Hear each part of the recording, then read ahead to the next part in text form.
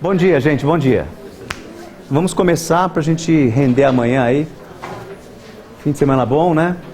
De dia sol, de tarde chuva, lua no céu. Então, aproveitamos bastante. Hoje, nós vamos começar finalmente a falar e fazer testes estatísticos. Então, toda a nossa preparação até o momento foi para que vocês tivessem a base inicial de probabilidade, de distribuição de probabilidade. Nós vamos aplicar isso agora, finalmente, ao objetivo maior desta disciplina, que é fazer vocês entenderem e praticarem o uso de probabilidade na definição e na comparação de grupos, se há diferença ou igualdade, dada uma certa intervenção. Vocês se lembram, na última aula prática, ficou uma certa frustração, né?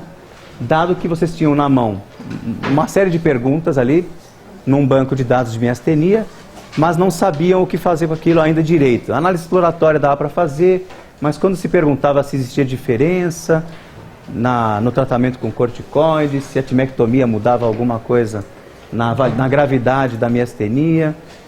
Então, esse tipo de pergunta vocês ficaram com razão, com dúvida, porque não sabiam o que fazer. Não tinham instrumentos, né? E hoje nós vamos voltar nesse mesmo exercício na aula prática para que vocês comecem a aplicar uma técnica estatística, que é a primeira que vocês vão aprender aqui no curso, que é o teste Z. Olá, bom dia, tudo bem? Então essa vai ser a nossa dinâmica. Antes, porém, eu vou falar um pouquinho de inferência, não é isso? Inferência estatística. O que é... Como é que a gente... Alguns elementos ainda conceituais necessários para aplicar no teste de hipóteses, tá? Professor, oi. Tá. Não. Você poderia ligar para a gente, por favor? Como é seu nome? Carolina, você faz para a gente isso aí? É ali atrás da porta, tem uma caixinha, embaixo dela tem um botão e você regula a temperatura que você acha melhor. Eu sugiro 22 graus, não menos do que isso, que a gente vai começar a ter frio. Tem pessoas aqui mais polares, quase pinguins às vezes, antárticos. Muito bem. Inferência. Obrigado, Carolina. A inferência é partir de uma certa observação, tá certo? De uma situação empírica que eu vivencio, que eu coleciono, que eu observo, e extrapolar isso para o todo. Então é como se eu entrasse na classe aqui e olhasse para meia dúzia de vocês usando calça jeans e falasse: todo estudante de medicina usa calça jeans. Eu estou fazendo uma inferência, tá certo? E não é verdade, porque tem gente de bermuda com outros tecidos. Não é isso? Tem gente de saia, tem gente usando outras vestimentas que não a calça jeans. Mas esse que é o ponto. Muitas vezes eu olho para uma situação que é amostral, eu coleciono aquilo, interpreto e jogo como se aquilo fosse um fenômeno geral, eu generalizo. Então, inferir é partir desta situação particular para o geral, tá ok? Então, aqui tem um exemplo médico, né, em que eu analisei uma amostra de indivíduos com insuficiência cardíaca, fiz umas contas sobre a mortalidade e calculei que em 3 meses, 20% desse grupo, uma vez constatada a insuficiência cardíaca, tem chance de sobreviver. Tá certo? Mais de 3 meses. Ou seja, eu tive que observar um grupo, evidentemente eu não tratei, não atendi todas as insuficiências cardíacas do mundo, mas eu fiz um grupo, observei e tirei disso constatei uma frequência, que 20% vive 3 meses ou mais. Isso é uma inferência. Correto? É verdade que isso vai variar, esse dado não é absoluto, esses 20%, mas em torno disso. Sempre a gente tem que olhar para a probabilidade como algo que tem uma variação em torno dela, eu apenas faço uma conta, eu tenho, portanto, do particular para o geral, uma conclusão. É o que se chama também de raciocínio indutivo. O contraponto do indutivo é o raciocínio dedutivo, que é matemático por natureza. Eu pego uma premissa e vou deduzindo até chegar a uma certa conclusão, sem necessariamente observar nada. Então, mas no nosso caso, Tipicamente, na medicina, eu vou observar. Eu vou ter casos, eu vou ter casuística e, portanto, vou poder tirar conclusões e fazer contas desse grupo, como nós vimos na aula passada, a partir das distribuições. A inferência estatística nasce de um fenômeno que a gente chama de amostra. Existe lá a população geral, a população inteira, né? Da qual eu tiro um pedaço. Eu amostro, alguns indivíduos serão representativos para que eu constitua, então, um conjunto para estimar os valores médios e as variações, variância, desvio padrão, etc. Então, evidentemente, eu não consigo calcular diretamente da população inteira a média, desvio padrão, por exemplo, a variância, né? Eu preciso de um conjunto que é menor, que torna factível a minha medida, bom, e aí eu vou ter estimadores. Esses estimadores vão me ajudar a tirar as conclusões necessárias a partir do processo de inferência. Nisso tudo haverá erro, e eu preciso controlar os erros. É claro que a gente precisa trabalhar com o menor erro possível, com a menor chance de viés, de desvio do meu fenômeno.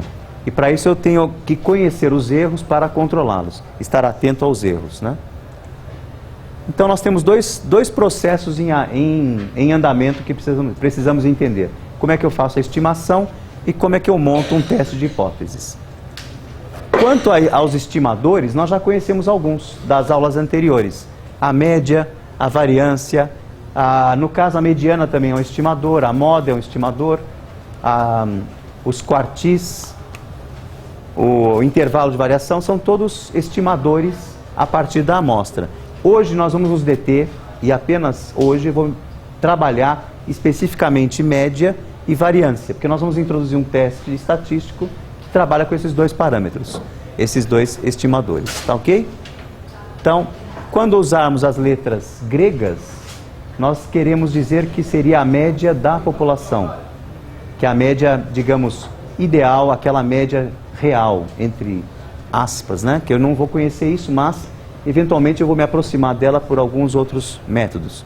E o estimador, quando é sigma ao quadrado, a variância, o estimador S ao quadrado é o estimador da variância real, sigma ao quadrado. Então, letras gregas é a medida olímpica, a medida, então, que seria o real, que eu entenderia como real, que eu não vou conhecer. Mas eu vou ter chance de estimar mesmo o x barra, que é a média, e a variância S ao quadrado. E o raiz quadrada de S ao quadrado, o S, que é o desvio padrão, ok? Apenas para nomenclatura. Nós temos um primeiro tipo de erro, que é o erro chamado amostral. O erro amostral é aquele decorrente justamente da maneira que eu coleto a amostra, ou do tamanho da minha amostra. Como é que eu vou demonstrar para vocês aqui o que acontece quando eu tenho uma amostra pequena, relativamente, e uma amostra maior, dado um conjunto conhecido de valores. Lembremos aqui da anatremia, da medida de sódio sérico, em que nós tínhamos 734 pacientes. Lembram desse exemplo do sódio? Aqui a curva azul tracejada está mostrando uma curva normal, a curva de Gauss, com a média dos 734 e a variância, o desvio padrão dos 734. Portanto, esta é a curva que eu chamaria de olímpica, porque são de todos os pacientes, dos 734. Agora, suponham vocês que eu amostre, ao acaso, 10 pacientes desses 734 e faça isso em 3 grupos, 3 amostras de 10, 3 grupos de 10 indivíduos. E calcule de novo a média com esses 10 em cada grupo. E calcule o desvio padrão dos 10 em cada grupo. Reparem que a curva normal, a curva de Gauss resultante para cada um deles, não é idêntica. E uma vez aqui, pelo menos, ela saiu bastante distorcida. Ela saiu distante, né, da média tida como verdadeira dos 734 pacientes. Então veja que uma amostra de 10 indivíduos não deu conta de representar adequadamente esta média. E nem o desvio padrão. Reparem que aqui a curva verde também tem 10 indivíduos e a vermelha, onde a média foi até razoavelmente contemplada. Porém o desvio padrão saiu diferente do desvio padrão original esperado. Então, com uma amostra de 10, eu tenho uma recuperação que vai ter um erro. Se eu tivesse feito só uma amostra de 10 e tivesse feito esses 10 indivíduos aqui, eu teria uma média menor do que a real. teria, portanto, um erro dentro deste cálculo de média, daquela média que seria a média ideal ou a média verdadeira. Tá certo? Se por outro lado eu tirar 100 indivíduos, amostrar 100 indivíduos desses 734, veja como a recuperação da média, que é aqui azul, a curva azul, como nos 3 grupos eu tive uma média muito mais próxima da curva verdadeira e um desvio padrão também muito mais próximo da curva verdadeira. Repararam isso? Então é muito importante nós termos isso em mente. Amostras maiores geram uma representatividade do grupo populacional melhor. E esse quanto maior vai depender de uma série de aspectos que eu posso calcular. No futuro a gente vai ver isso. Hoje ainda não. Mas tenho isso em mente. Amostras maiores geram melhor representação do fenômeno que eu estou estudando. Amostras pequenas distorcem ou podem distorcer. Não obrigatoriamente, porque essa aqui vermelha ficou boa, né? Essa curva vermelha com 10 ficou boa, mas isso foi ao acaso. E o acaso é o nosso problema. As coisas que acontecem casualmente confundem o nosso raciocínio e a nossa conclusão. Eu tenho que desembaralhar o acaso. Eu tenho que tirar os fenômenos aleatórios que acontecem por acaso da minha medida, do meu estimador. Porque se por acaso eu pegar uma pessoa que está muito fora da curva e eu tenho poucos indivíduos, ela distorce a média. Ela vai contaminar o cálculo da média, levando a média para um patamar diferente daquele que era o populacional. Tá certo? Isso é importante de nós compreendermos. Muito bem. Este erro tem um nome específico. Quando eu tenho um erro, uma distância da média verdadeira, eu chamo isso erro padrão da média. Tá bom? Este é um conceito importante que vocês têm, ele propaga-se para outras técnicas, mesmo que ele não seja usado com este nome mais. Mas aquilo que eu esperava como sendo a média verdadeira é diferente da média que eu obtenho com a minha amostra, porque sempre será menor do que a população. Essa distância entre as duas, eu vou ter que calcular como um erro padrão, relacionado à média. Por isso que ele chama erro padrão da média, tá certo? Nesse caso, a forma, vamos dizer assim, de calcular isso poderia ser esta que eu estou mostrando na figura. Dada a população inteira, eu faço um número qualquer de pequenas amostras ou de tamanhos de amostras similares e calculo as médias resultantes dessas amostras. E, a partir destas amostras, eu teria uma variação. Então, a minha distribuição agora não é mais do valor da variável, mas da média calculada desse número de amostras novas. Então, olha a lógica do que eu estou falando. Eu tenho lá, por exemplo, glicemia. Eu chego aqui na classe e sorteio 5 indivíduos e faço a glicemia de vocês. 5 indivíduos. Calculo uma média. Pego outros 5 indivíduos, calculo outra média. Então, agora, a minha variável deixou de ser a glicemia do indivíduo para ser a média. A variável agora é a média calculada de um grupo de indivíduos. Perceberam essa nuance? Então eu não estou mais calculando a média só dos indivíduos. Eu uso essa média, eu uso o valor individual para calcular uma média. E esta média tem uma distribuição, porque eu vou ter valores diferentes a cada grupo que eu sortear. Tá certo? E isso gera um desvio padrão. E esse desvio padrão é o erro padrão da média. Então, conceitualmente, o erro padrão da média nada mais é do que o desvio padrão das médias calculadas. Claro que não faremos isso dessa forma na prática. Ficaria pouco útil para um projeto de pesquisa sair fazendo pequenos grupos, calculando o erro padrão da média na mão. Existe uma formulação matemática que parte deste princípio, desta premissa, e chega num cálculo aproximado de erro padrão da média decorrente do tamanho de uma amostra e do desvio padrão de uma amostra. Nós vamos ver isso aqui um pouquinho.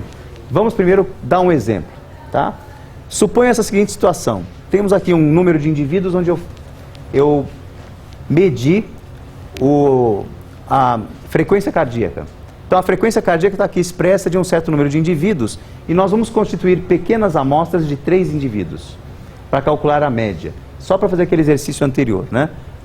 Então, fizemos 5 amostras, aleatoriamente por sorteio, né? E 3 indivíduos em cada amostra, do qual resultou uma média. Reparem que daquele conjunto de 3 em 3 indivíduos, nós temos aqui valores diferentes, né? Deu por coincidência um valor aqui de 70 repetido, mas nós temos 4 médias em 5 valores diferentes. Daqui eu posso agora calcular um desvio padrão destes resultados aqui, ó, destes aqui, e não deste, mas das médias, para ver como é que é a variação das médias amostrais. Se eu fizer a média das médias, eu tenho 69,33. Agora, o desvio padrão, que é aquela fórmula conhecida, né? Cada medida menos a média ao quadrado sobre o n menos 1, me resulta num desvio padrão de 0,71. Esse aqui, então a média das médias, né? Esse 0,71, que é um desvio padrão, nada mais é do que o erro padrão da média. Ao invés de chamar de desvio padrão da média, na prática, o que me interessa dizer é, existe uma média verdadeira. E eu, com a minha amostra, eu tenho um erro acoplado pela estimativa que eu estou fazendo. Então agora eu tenho o conhecimento desse desvio do meu cálculo da média, por quê? Eu peguei só uma amostra e não a população verdadeira. Então agora eu tenho o erro padrão da média. Entenderam a ideia de erro aqui? O erro aqui tem o sentido de desvio. Erro em estatística tem esse sentido, de desvio. Eu tenho certeza que eu não estou com a média verdadeira. Mais provável que eu tenha um desvio, um erro, e eu tenho que considerar esse erro daqui para frente, que é o desvio padrão das médias amostrais teóricas, que na prática a gente não vai fazer. Entenderam então o erro padrão da média? Ok? Então o erro padrão da média diminui, assim como o desvio padrão diminui, conforme eu aumento o tamanho da amostra. Então, amostras maiores geram erros padrão da média menores. Então, esse é um conceito que tem que ficar bem claro para vocês. Amostras maiores representam melhor a população e geram erros menores, assim como também desvios padrões menores, tá? Matematicamente, é possível simplificar isso. Então, o erro padrão da média, essa formulinha é importante, porque é dessa fórmula que surgirá no futuro o cálculo de amostragem. Esta é a base conceitual que permitiu se desenvolver a teoria de cálculo de tamanho de amostra, tá? Então, o erro padrão da média nada mais é do que o desvio padrão sobre a raiz do tamanho da amostra que eu constituí. Então, com uma amostra apenas, eu consigo calcular o erro padrão da média.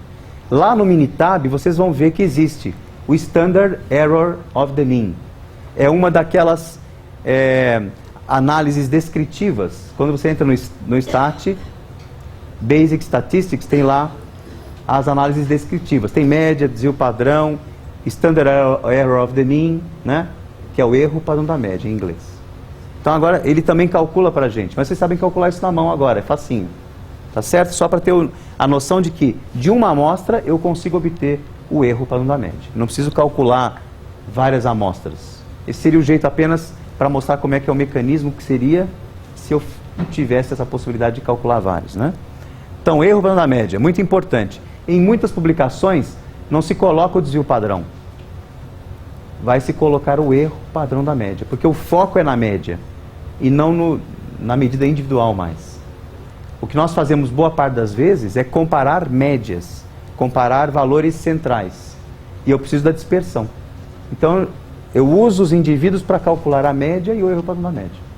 Tá bom? Muito bem. Agora o que nos interessa daqui para frente é tomar decisões. Vocês vão aprender de hoje em diante como é que isso é feito, como é que as evidências são construídas a partir da estatística. E para isso eu preciso testar hipóteses. Eu preciso ter uma hipótese e testá-las segundo a significância estatística. Como é que seria uma pergunta típica no nosso meio de pesquisa?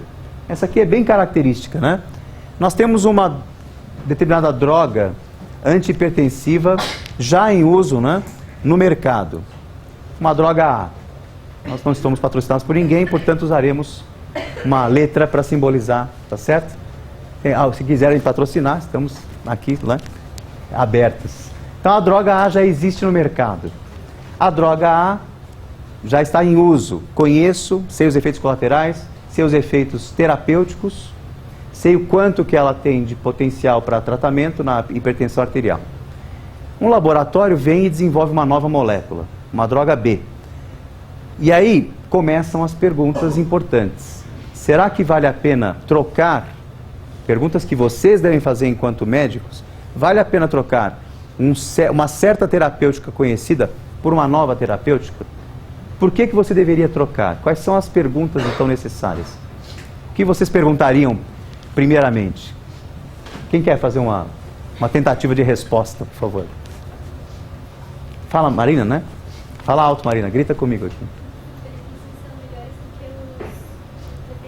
Essa é uma pergunta bem geral. Se os benefícios são maiores do que o da droga anterior, né? Eu preciso localizar, sempre que eu estou estudando, eu preciso localizar um benefício. Então, por exemplo, uma pergunta que seria mais sintonizada seria: será que a droga B controla, reduz a hipertensão arterial mais e de maneira constante em relação à droga A? Então eu tenho uma medida, uma variável, pressão arterial. Eu preciso partir então desta ideia, porque os benefícios são muitas variáveis. Eu preciso sintonizar quais são e aí perguntar com cada variável, fazer um teste de hipótese para cada variável, inicialmente, né? Então, boa, Marina, muito bem. A pergunta poderia ser essa, sim. Será que a droga B, melhor dizendo, ela traz uma redução da hipertensão arterial mais adequada, de controle do que a droga A? Então, essa é uma pergunta boa, né? Então, nós temos que fazer um teste de hipóteses para isso, tá certo? Vamos ter que montar um projeto. Essa pergunta se responde como? Montando dois grupos. Um vai tomar a droga atual e o outro vai tomar a droga nova. E eu vou comparar os resultados dentro de um certo prazo. Tem resultados imediatos, né? Depende da droga, vai agir nas primeiras horas. Depende da droga, vai agir na primeira semana. Vai ter que entrar dentro de uma estabilidade. De qualquer forma, eu estabeleço um protocolo de pesquisa para seguir e comparar as duas, né? Vou coletar dados, vou organizar dados, vou constituir uma planilha, como aquela que a gente está trabalhando na aula prática, e vou começar a fazer perguntas, né? Vou medir as pressões arteriais dos dois grupos. E uma boa pergunta seria: será que a redução média da pressão arterial na droga B é diferente da droga A? Esse é um jeito de perguntar. Ou a droga B diminui mais a pressão arterial do que a droga A? Esse é outro jeito. Seria diferente perguntar: a droga A diminui menos do que a droga B? Vocês percebem que está tendo uma inversão. Eu preciso lembrar que tem dois lados da equação. E é isso que nós vamos fazer agora, então. Eu posso perguntar de várias maneiras. Ao comparar duas coisas, duas médias no caso, eu posso fazer várias perguntas diferentes. Cada uma delas tem um desenho diferente. A importância aqui é tudo muito parecido, né? Se eu pergunto assim: a droga A é tão eficiente quanto a droga B? Essa é uma hipótese do quê? De igualdade. E a igualdade é a referência principal num teste. A primeira coisa que eu tenho que pensar quando eu tenho um novo procedimento, uma nova terapêutica, um novo medicamento, eu preciso pensar na igualdade. Porque se está bom, nós somos conservadores, não no sentido ruim da palavra, mas no sentido de proteger o paciente. Se está funcionando, se eu mostrar que é igual, eu não vou mudar. Porque a mudança gera mais incertezas, né? A mudança é importante na vida da gente, porém, ela tem que ser pensada, ela tem que ser muito bem ponderada. E a ponderação inicial é se elas são iguais. Droga A e droga B são iguais? Equivalentes, né, em termos de eficiência? Mas eu posso perguntar também numa direção concreta, né? Uma segunda pergunta que se contrapõe à igualdade. Reparem que a igualdade apareceu aqui primeiro não por acaso.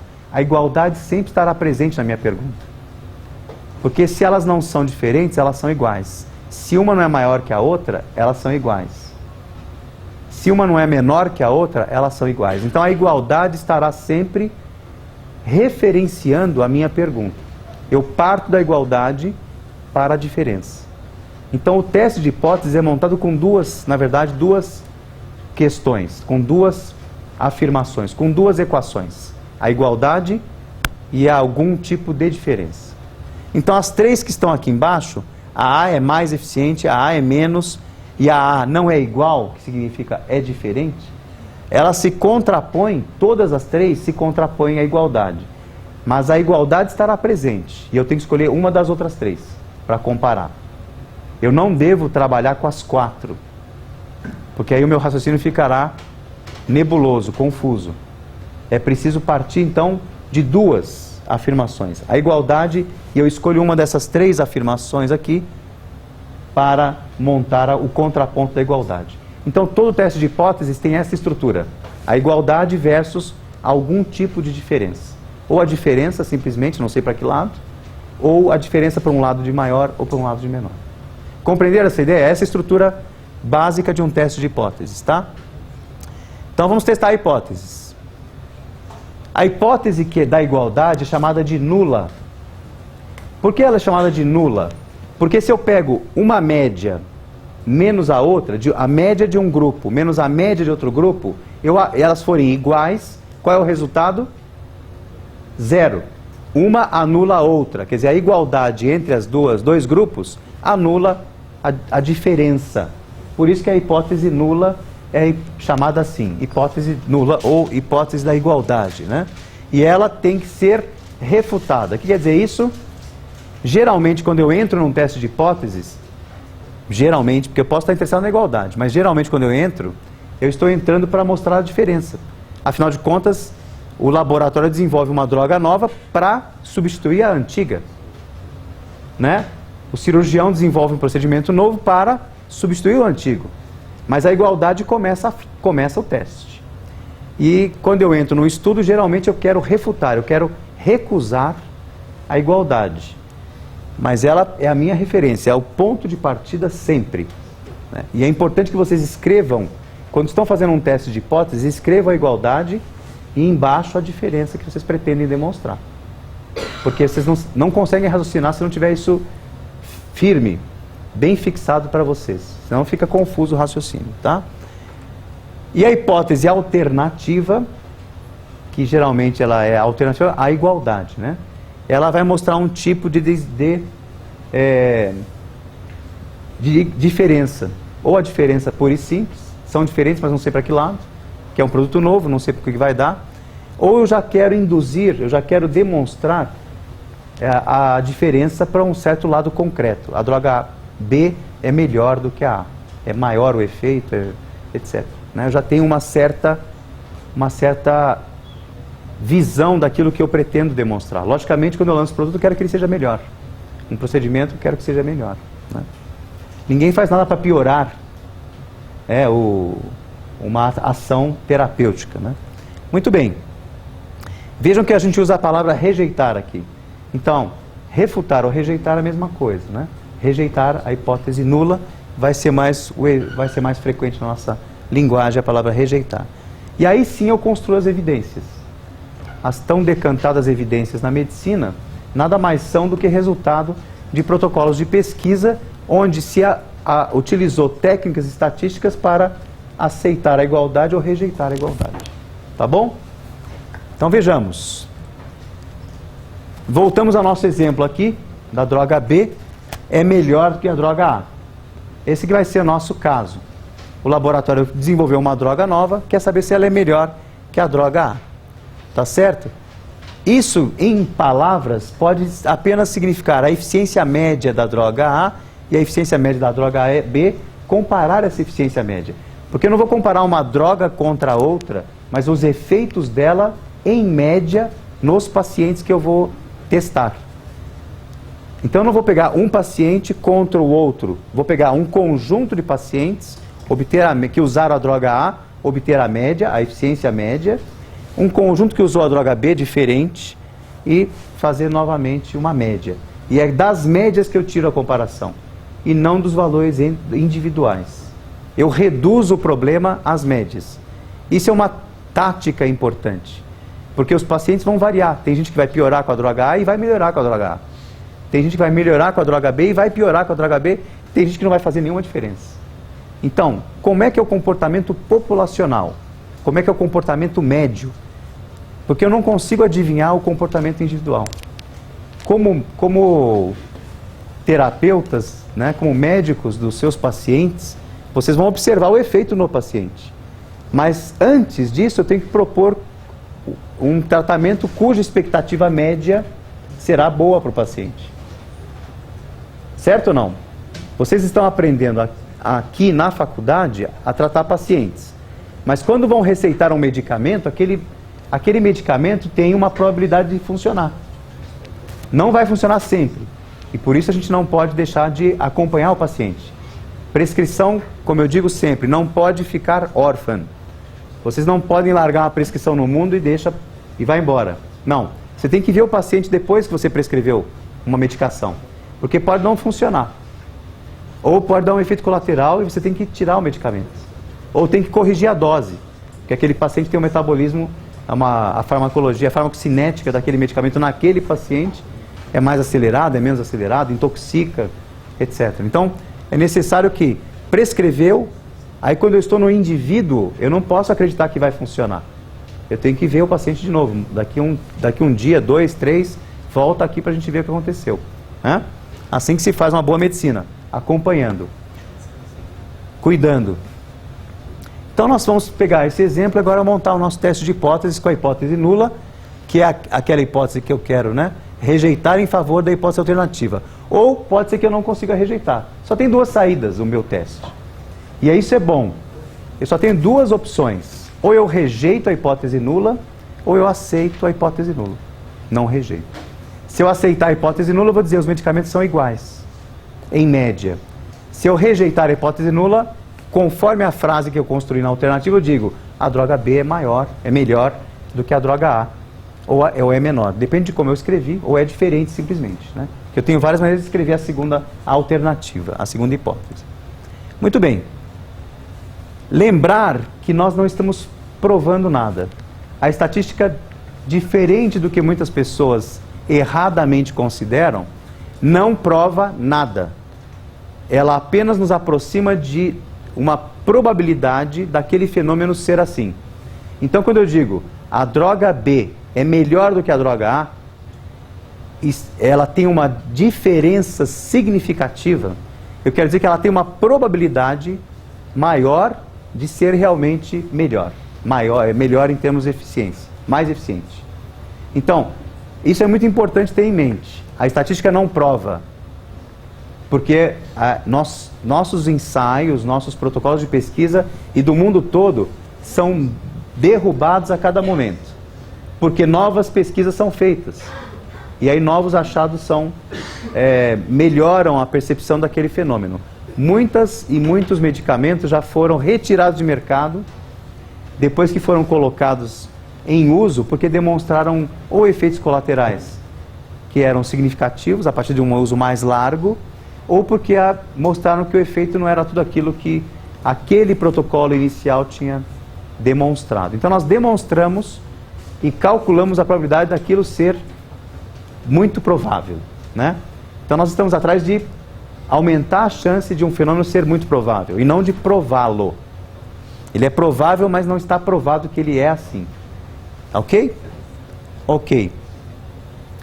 Então nós temos também problemas pela frente. Nada é tão sem erro, Vocês já perceberam que como eu não provo, como essa técnica, ela não é a prova de erros. E tem 2 erros fundamentais que nós temos que discutir aqui. E estes erros eu peço para vocês, anotem. Tá bom? O que eu vou falar agora precisa ser anotado. É um daqueles quadrinhos que deve ir para a parede, em tamanho grande, pôster, sem figura, escrito bem claro para vocês lerem todo dia até entenderem. Entender significa até vocês assumirem que aquilo é importante, tá legal? Vamos lá então. Suponha a seguinte ideia. Existe a verdade lá fora, tá certo? A gente não tem certeza disso. Nenhum de nós pode dizer que a verdade existe, em termos absolutos. A verdade de cada um varia, a percepção de cada um de nós é diferente, mas vamos supor que exista a verdade, que exista um termo absoluto de verdade. Se isso for assim, eu posso dizer que, dado um teste de hipóteses, eu terei uma hipótese nula que é verdadeira. Se existir a verdade, numa comparação entre 2 drogas, a igualdade deverá ser verdadeira algumas vezes. nas comparações entre medicamentos, né? A igualdade será verdadeira. Eu não conheço, mas suponha que eu tenha certeza em algum momento que a igualdade é verdadeira. O que eu tenho na prática para tomar decisão é o meu protocolo, o meu ensaio clínico, o meu experimento. Se eu soubesse que a verdade existe e que a igualdade é esta verdade, e eu aceitar a igualdade no meu protocolo, eu estarei tomando uma decisão correta. Se por outro lado, eu rejeitar uma igualdade verdadeira, eu estarei cometendo um erro. Concordam comigo? Entenderam a proposta? Existe a verdade, eu conheço a verdade, eu monto um protocolo de pesquisa para comparar duas drogas, e aí eu brinco de, será que o meu protocolo acerta? Será que o meu protocolo erra? Porque eu já conheço a verdade, não precisa nem montar protocolo se eu conhecesse. Se eu conhecesse a verdade, eu não precisaria montar pesquisa nenhuma. Porém, aqui o exercício é esse. Se existir uma hipótese de igualdade verdadeira, que eu não sei que é, mas eu tomar a decisão correta aceitando a verdade, a igualdade, beleza. Agora eu posso errar, eu posso rejeitar erradamente a igualdade de uma comparação de duas drogas.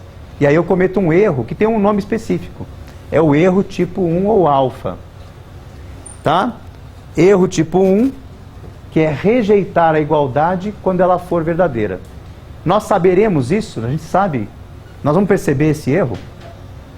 Nós temos condições de olhar para o nosso experimento e falar, cometi um erro tipo 1?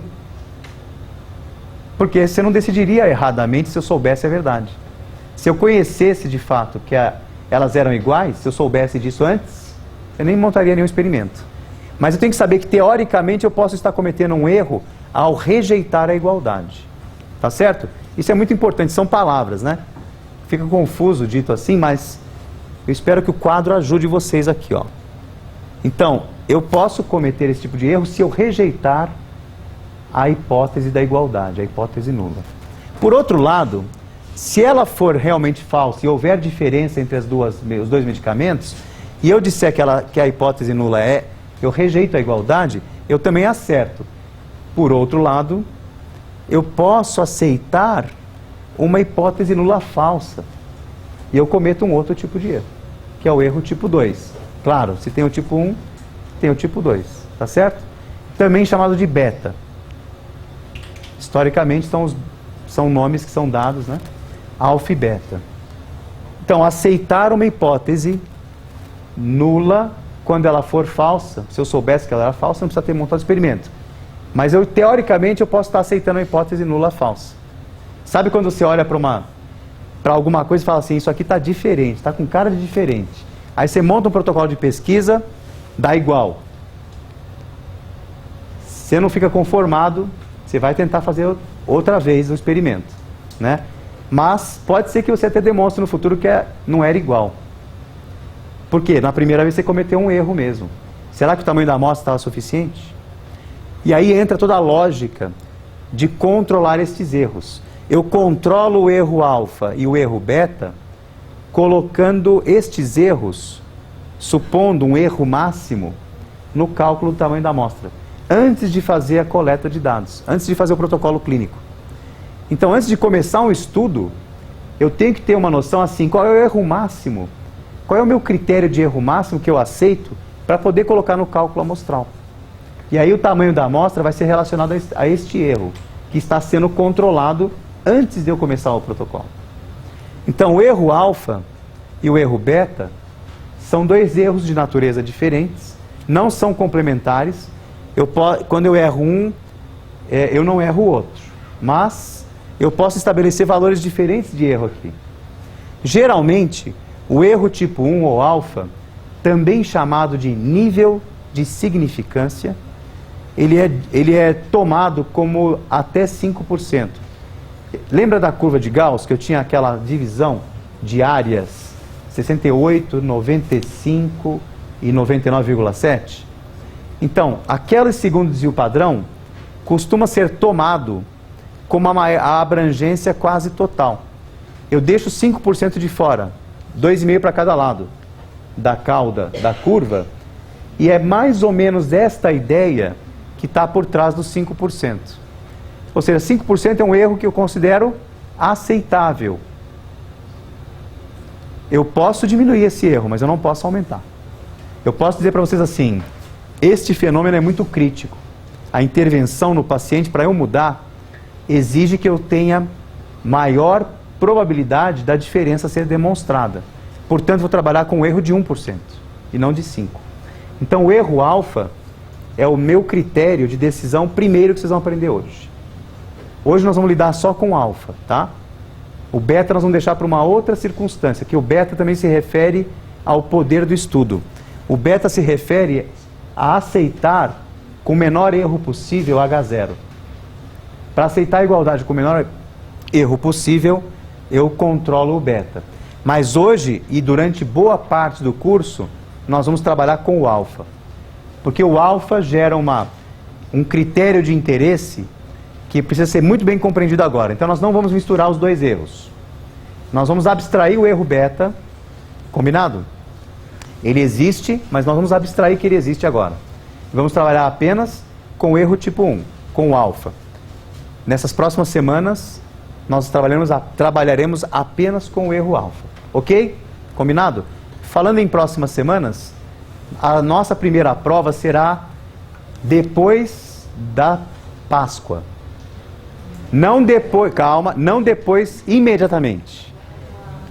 Nós vamos ter um intervalo, quer dizer, a Páscoa chega, vocês dão uma descansada, retomamos a disciplina e depois da Páscoa a gente faz a primeira prova, combinado? Porque aí vocês têm uma Páscoa tranquila, para não fazer encavalado. Oi? Não entendi, alguém falou alguma coisa? Vai ser dia 6, 7 e 8, né, o fim de semana da Páscoa. Portanto, a partir do dia 16, 17 de abril. Nós vamos marcar com folga, porque a gente quer sentir a turma, quer que vocês cheguem bem na primeira prova, tá legal? Então, vamos lá. Então a gente vai dando a matéria para vocês ficarem preparados. Vai ser depois, então, depois da semana de retomada pós-Páscoa, tá ok? E antes do 1º de maio. Antes de maio, tá legal? Vai ser antes do próximo feriado de maio. Ok. Por favor, anotem estas frases, tá? Anotem esta frase. O que é erro tipo 1, ou também chamado de alfa? Rejeitar a hipótese nula quando, na realidade, ela é verdadeira. Coloquem isso no Twitter, propaguem isso ao mundo, tá ok? Saibam o que significa isso, hoje e sempre. Aprendeu uma vez, não esquece mais. Então hoje todo mundo vai no Twitter, no Facebook e coloca esta mensagem, é uma revelação. O mundo deve saber disso, tá bom? Então, rejeitar a hipótese nula quando, na realidade, ela é verdadeira. Tá bom? Este erro eu posso cometer a qualquer momento. E ele pode ser casual. E eu quero dominar o acaso. Na verdade, eu quero acabar com a interveniência do acaso na minha vida da pesquisa. Eu quero amarrar as minhas pontas de tal maneira que eu controle este erro e que ele seja no máximo 5%, 1%. O critério é nosso. É preciso entender que o critério é do pesquisador.